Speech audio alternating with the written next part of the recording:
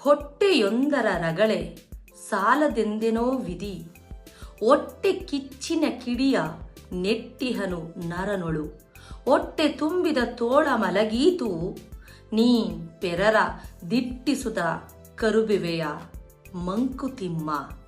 ಅಂದರೆ ಹೊಟ್ಟೆ ಹಸುವನ್ನು ನೀಗಿಸ್ಕೊಡೋದಕ್ಕಾಗಿ ಮನುಷ್ಯ ಕಷ್ಟಪಟ್ಟು ದುಡಿತಾನೆ.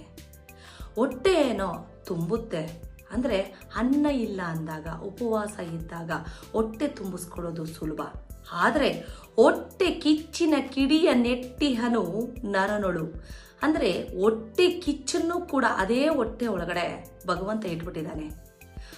ಅದರ ಮಾಹೆ ತುಂಬೋದೇ ಇಲ್ಲ.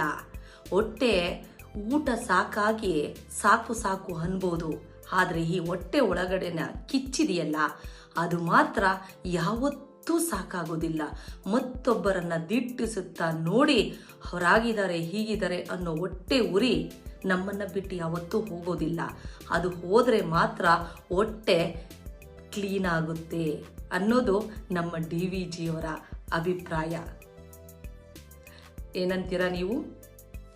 ಇನ್ನಷ್ಟು ವಿಡಿಯೋ ಬೇಕು ಅಂದರೆ ದಯವಿಟ್ಟು ಸಬ್ಸ್ಕ್ರೈಬ್ ಮಾಡ್ಕೊಳ್ಳೋದನ್ನ ಮಾತ್ರ ಮರಿಬೇಡಿ.